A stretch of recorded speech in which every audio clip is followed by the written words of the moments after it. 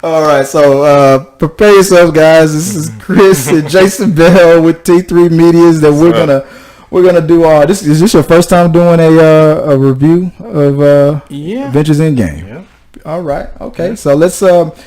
I saw the movie on Thursday. You saw 30 minutes after me at the same theater. Yes. We're here at the new AMC. What's it? Metro Park. Yes, and I love that theater. Yeah, it's nice. My second time there. It's nice, man. Nice. It's like a new car. It's got that new popcorn. Mm-hmm. So that was your first time being in that one? Being in there. What kind of screen did you watch it on?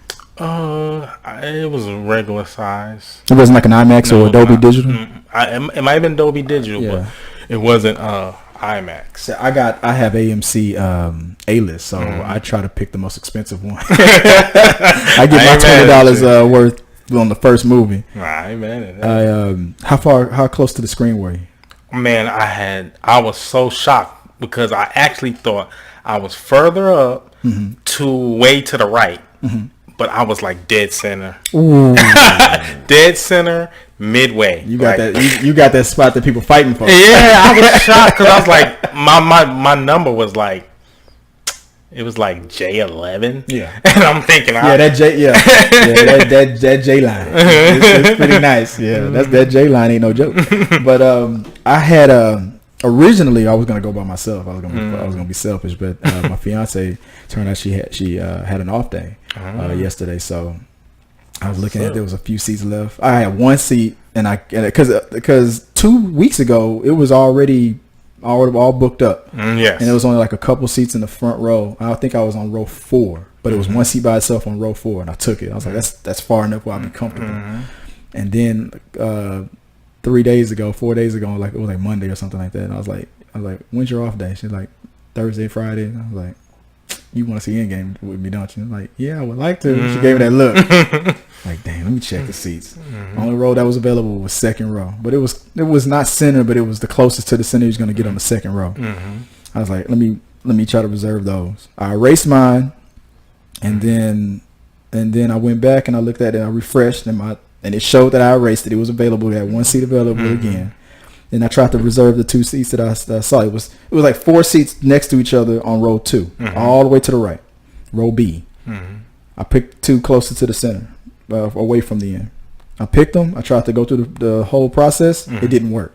What? I hit refresh. They were gone. Oh, what? That fast? That fast. I was like, dang! I hit the thing. So I had to get the seats now on the very end of row 2. Oh, wow. Got those.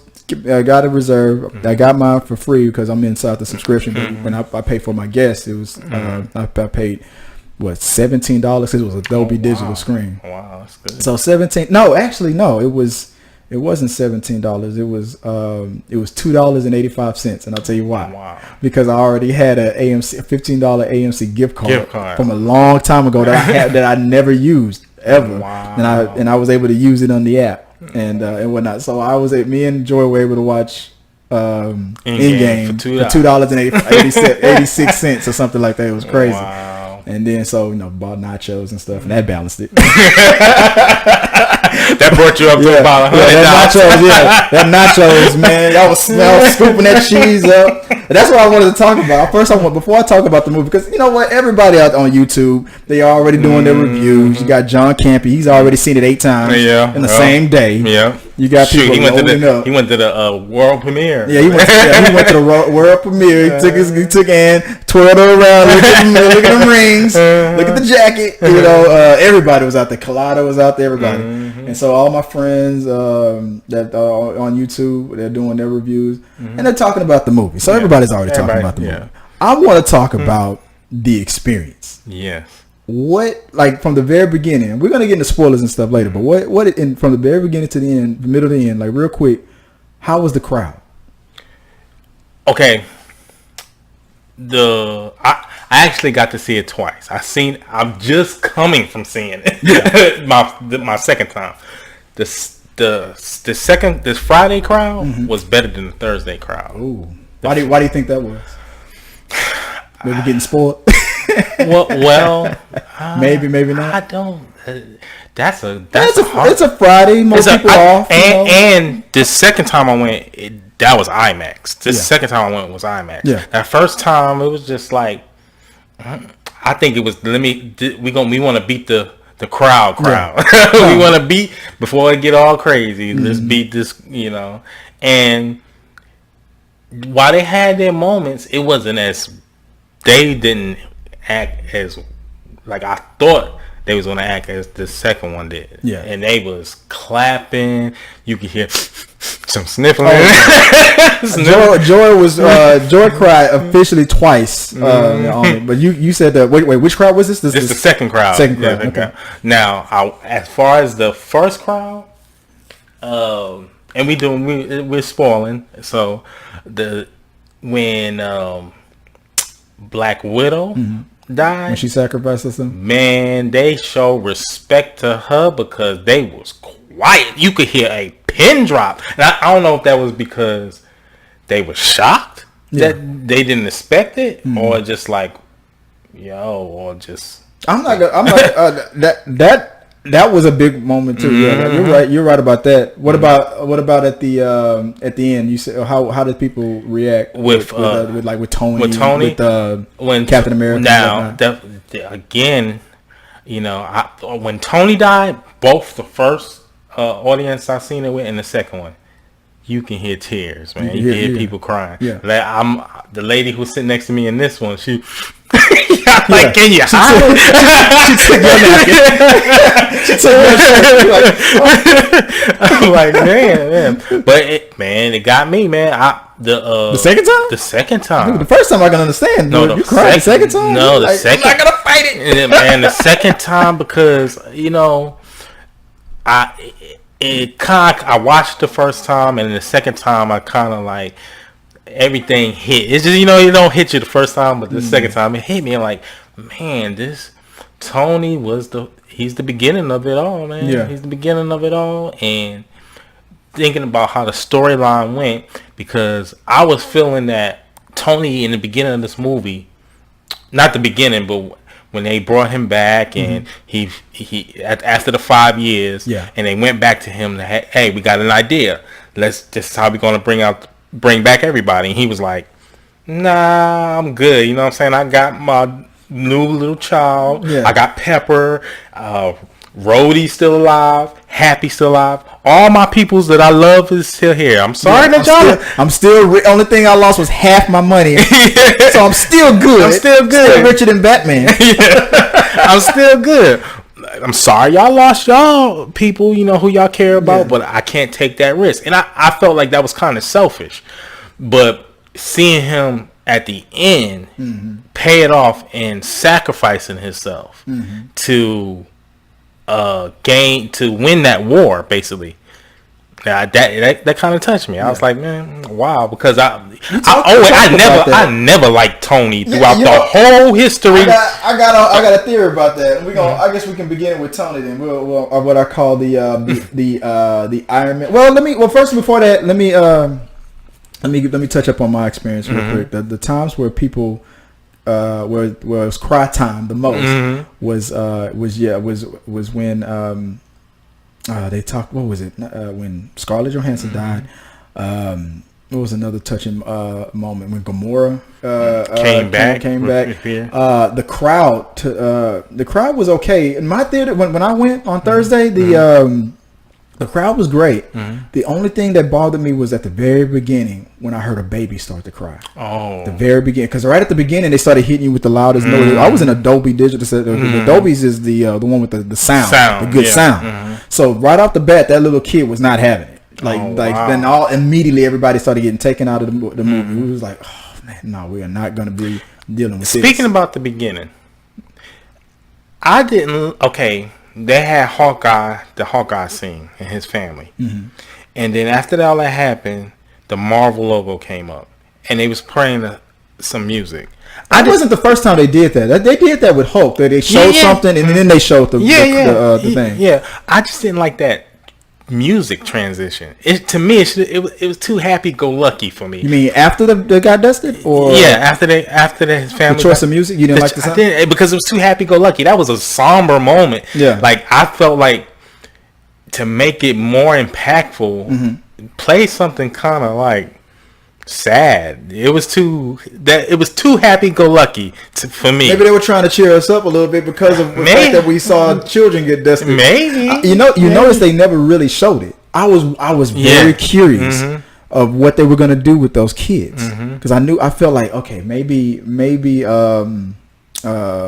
they all get dusted except the daughter, or they all get dusted except one son. But if you look real close, you see the dust. Oh yeah, you saw exactly. Saw the dust fly, but they never showed them. They never showed them dust. Yeah, they had him turn around at the wrong moments, but he never saw it, which would messed him up the most because he just thought his people just disappeared. That's the only time he probably ever saw anybody dust was probably on TV, like footage.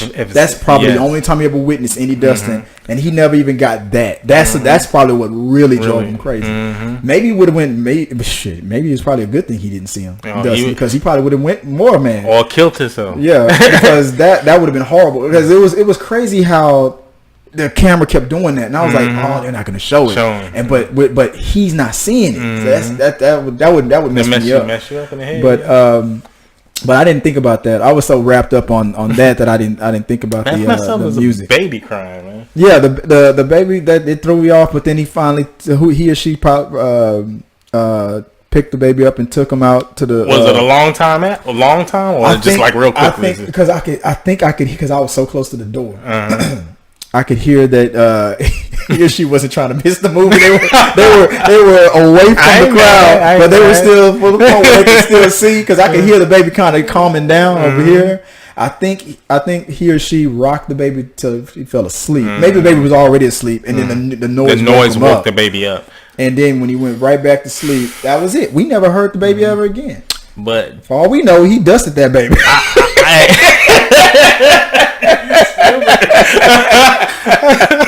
That baby. All I know is that baby was not a factor throughout the rest of the movie. So I don't know what. Look, everybody was so focused on the movie. We were just all like, but nobody ever did this. Like, nobody turned their head. We were just waiting. You better take care of that. You better take care of that baby. That's one thing. Man. Why bring a baby? I know, I get it. Sometimes parents you don't have no sitter and all that stuff, and you want to see it too. I know, and at the same time, like you walk out the door when the second you walk out of the door of your own house. I mean, you don't control what people are gonna do out there. Your babies exist and stuff. I understand that, but at least he had the decency to not try to like, look, y'all just gonna have to deal with it. like one of them. Oh man, because like you talked about fights and stuff breaking out and stuff. That probably would have been a moment. We already knew you in trouble. That baby in danger. We gonna Thanos both of y'all.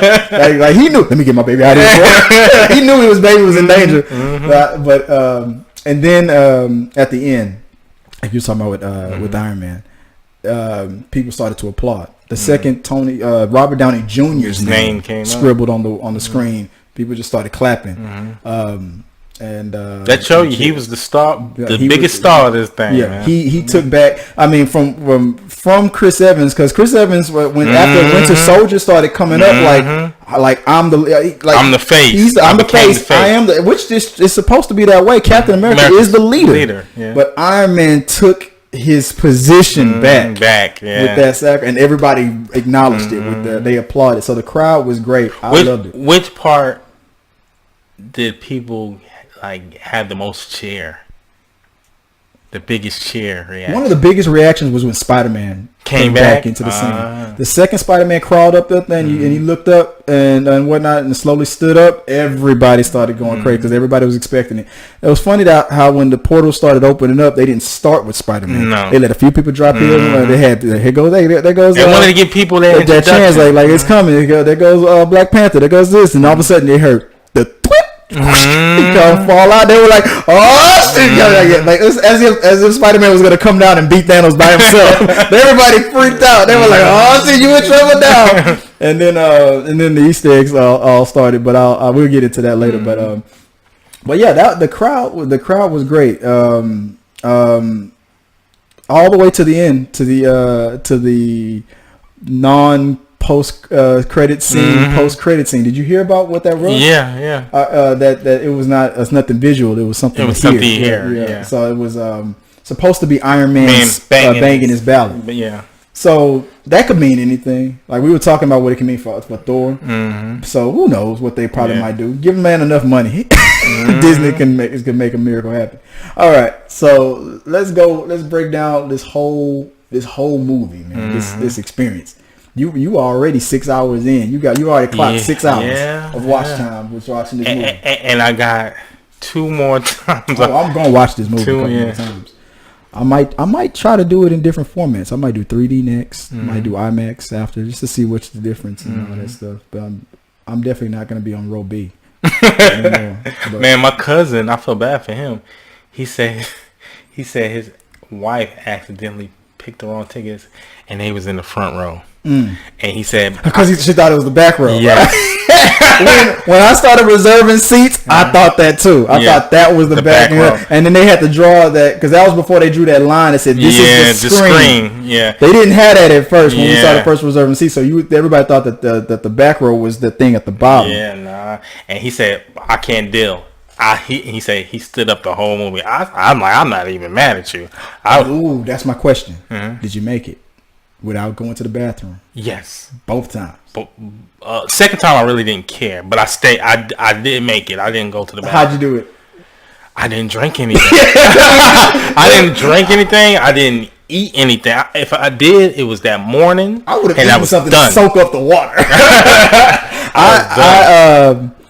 I went to the I was drinking stuff all the way up to an hour before the movie.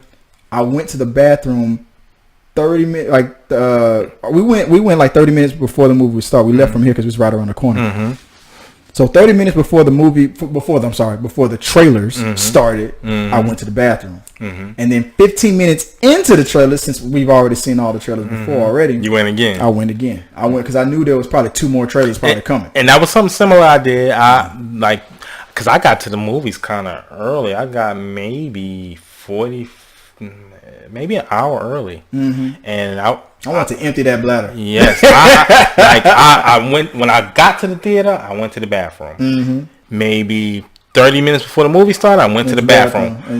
Just before, I said maybe 5 minutes before the movie, I said, let me go run to the bathroom again. Boom. Again. Even if I ain't have to do nothing. Exactly. just go. I'm not gonna tell you whether or not I wash my hands or not.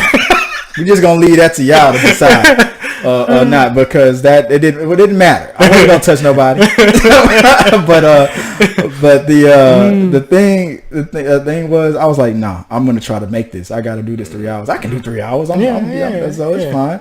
And then in the middle of the movie, like in around the first hour, within the first hour, Joy was like, we were sharing food, and she has a soda, and she goes, I'm like, nope. I'm like, no, it's too soon. It's too soon. Wait until the first 2 hours are gone. After the first 2 hours, I was sipping like crazy because I knew I could hold it for an hour. I was empty. So 2 hours without drinking anything at all, I was like, yeah, I'll take a sip. Then my sip started, and we started really tearing it up and whatnot. And I probably didn't even go to the bathroom for like 30 minutes to an hour after that. So I made it. Yeah. That's how you do it. You gotta just empty it out. You can last 2 hours. That tells you how phenomenon of a movie this is. People have to make a plan of how not to go to the bathroom. How many people on your row went that had to cross you? This first time, nobody. The second time is like, everybody was like, seen it. Yeah. Because you know which parts you probably can go to. Now, like, this is the part that don't matter to me. I watched the whole movie now, and that's one thing that was on my mind while I was watching it.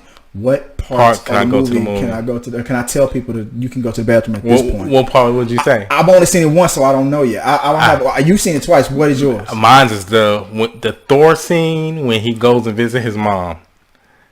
I wanted to see that. You wanted to see that? To me, I was like, if you've already seen it, yes. I mean, technically, the whole movie becomes that. If you've seen it. But I'm talking about before you've seen it one time. What scene can you call a bathroom scene? I already have. I think I have one in my head. Seeing it and. Me, I'll give you mine real quick. I think that conversation that Scarlet Witch was having with the council, that little what's going on, yeah. And then when she starts talking to Captain America after that was a kind of a redundant kind of a conversation. They kind of already had that conversation already before. I think that scene is a good bathroom scene. You won't miss it if you don't wash your hands. You won't miss the whole conversation. and the scene where Cap is like at that help group. I think you can pretty much tell people are gonna be sad. That's probably a good one too. That's if you haven't seen the movie and whatnot. I'm not telling people. I'm hoping you're not watching because we said spoilers at the beginning. Of this. I hope you're not watching this before you see the movie. But if you've seen the movie and you want to tell people who haven't seen the movie yet what scenes to probably go to the bathroom on, it's probably the Captain America talking to the support group scene, because he's not with any other. He's with, if you're ex-military or something like that. You've probably gone through those conversations before. That's probably a conversation you don't need. And then on top of that, if you're just a hardcore comic book fan and whatnot, it was no big time. It's not no tie into a superhero moment. So that's probably the best. That's probably one of the best conversations to have, because even the one that I suggested still had a conversation between like major plot characters going on. That was the one. You're right. That was the one scene that it was honoring like troops or people with PTSD. But it wasn't a conversation, and I think that was one of the Russo brothers. It was one of the Russos, and the bald head gentleman. He's the creator of Thanos. He created the character Thanos. Good, yeah. I knew there was a significance in that scene, and I could tell there was with the actors.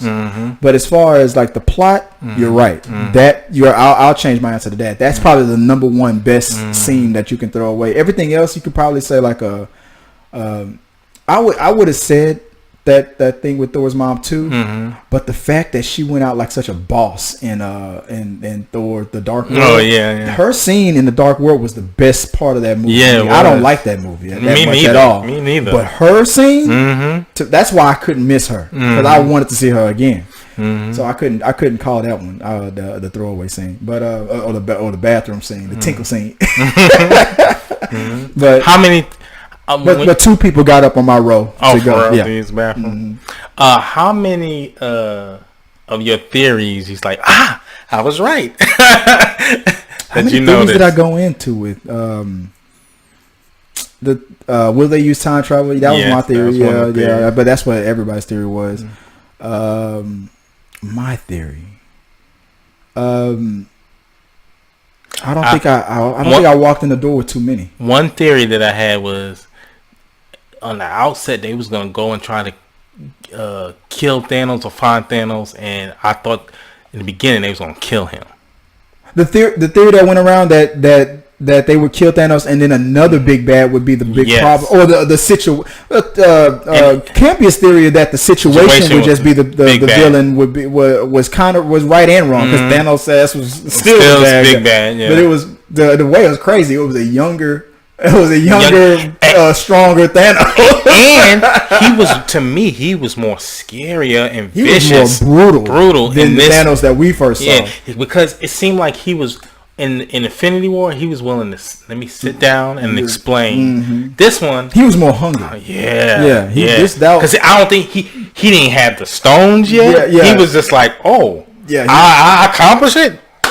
Let's go. Exactly. I mean, that means I'm invincible. I'm inevitable. What he kept saying, and he kept feeling himself. Like the Thanos. You're right. The Thanos we saw in Infinity Wars was this. He already went platinum. He's already had a couple platinum hits. This Thanos we got was underground Thanos. He was hungry. He was in there. He was in that rap battle just tearing them all up. He was Eminem, Mom Spaghetti. He was not playing around. He took everybody's stuff and went with it. Yeah. So. But the crowd reacted to him that way too. The crowd was more. I was more afraid of this him. Thanos, because he did not care. Like you said, when he already had a couple of the stones already, he was cocky. Well, he knew he couldn't really be touched because he had a couple of Infinity Stones already. But this one was more. I don't have any stones. I gotta cut you. and just the fact he had all that armor on. Yeah, he wasn't playing. He wasn't playing around. I like when he. It looked like he just came from some battle, He wiped a little bit of the blood off and threw the rag. Yeah.